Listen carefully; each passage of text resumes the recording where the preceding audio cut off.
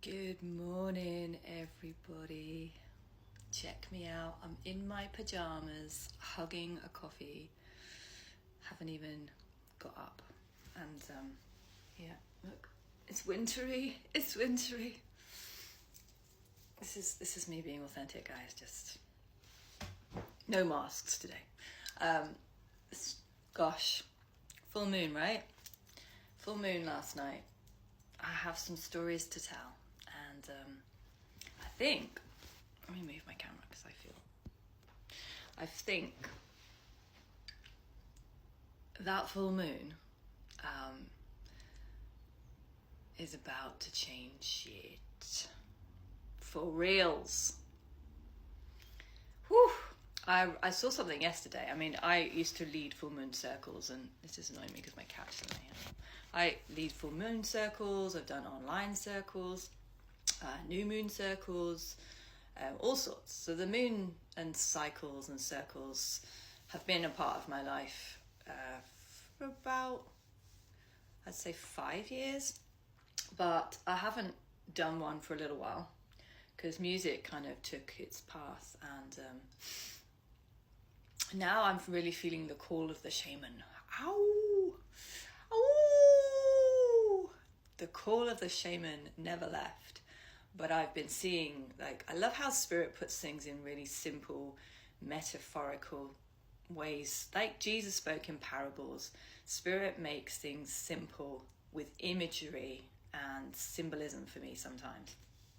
Last night was one of those moments. I always get texts and I get distracted.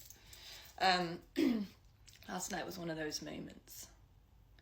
I knew it was the full moon last night. I'd seen on Instagram, and I keep seeing 222 everywhere. 222 is like a number of something, of significance. For about a year, I've been seeing 222, so is my family. 22, 22, or 222, or 22. Keep seeing it absolutely everywhere, and we're like, what is the meaning of this number? Anyway, last night, the moon was apparently 222 miles from the Earth, and it was like 222, and a person that was doing this reel on the full moon was saying, this is going to be for the manifestors and for the people who are tapped in. This full moon is going to be a big one. Like, you're going to feel this one. So, take things with a pinch of salt, but I felt it. I was like, I believe it. Something's up with this moon tonight. Anyway, in our bedroom, there's 2 Velux windows, and we have blackout blinds. And I'd got to bed, and my partner was sat with a blackout blind on his side, and then on my side, he hadn't put the curtain up, and I was about to go and put it up, and he went, "Oh no, I didn't put your blind up because I didn't know if you wanted to be charged by the full moon or not tonight." It's a bit of a running joke because he normally wakes up and I'm literally illuminated by it. Doesn't matter where the moon is, it finds me. Anyway, so I laughed and said, "Oh yeah, of course, yeah, I'll keep it open then." Anyway, we went to sleep, and the moon was so bright, I woke up thinking that there was a raid or something, and they were like these big old not flashlights, what they call those, woo, type of lights on me. I was like, bloody hell.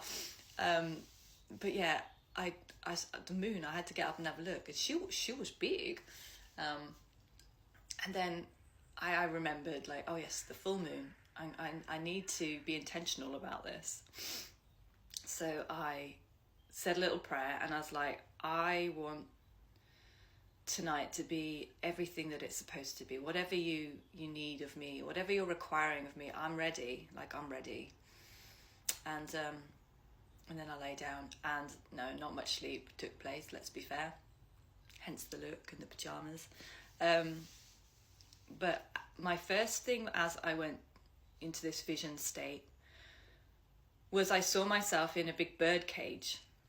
This might have to be 2 parts looking at the time already. I was in a big bird cage, and it was one of those ones where I was literally holding the bars, and it had a door, but that pretty sort of shape at the top.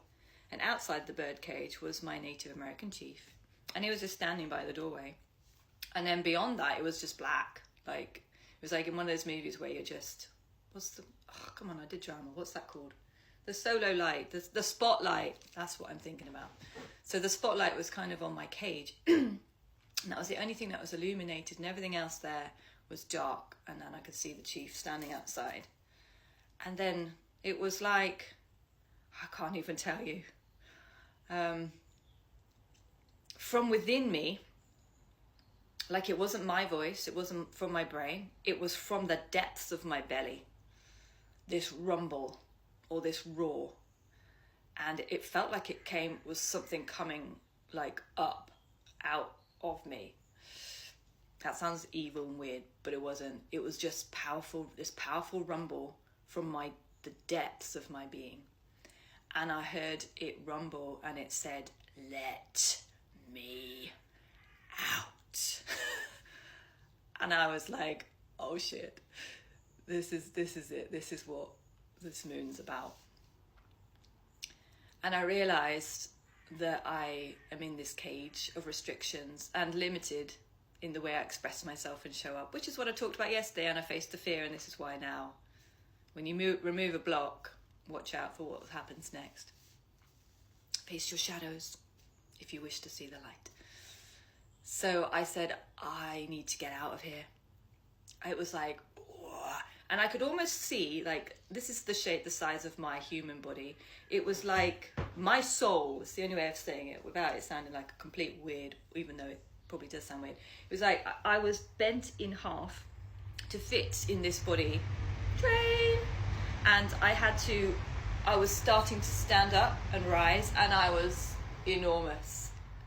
And I wanted to be my right size. I wanted to stretch. I'd been caged in this tiny expression of myself for too long.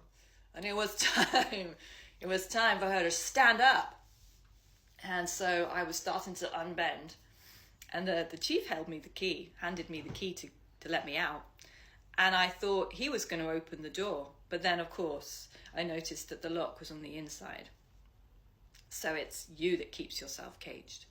And so I sort of laughed and I smiled. I was like, of course, the lock is on the inside. So he handed it through the bars and this beautiful golden key. I went to unlock it, and just before I unlocked it, something stopped me.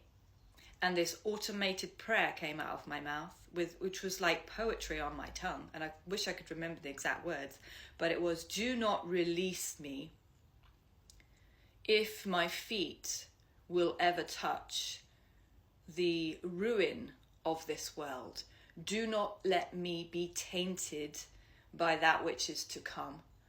Only release me if my soul remains in alignment with why I came, to bring light and not to be entangled with anything other than my truth." And then the chief smiled at me, and it was like we both just went, aho. And I unlocked the door, and I was like a genie coming out of a lamp. I whooshed out of that place, enormous, that I was literally now just the expanse of the universe. And when I stood in the universe, it's not ego, but I felt the power of being a released, inline, purpose-filled. We are in the image of God. I had power, but I wanted to use it for good.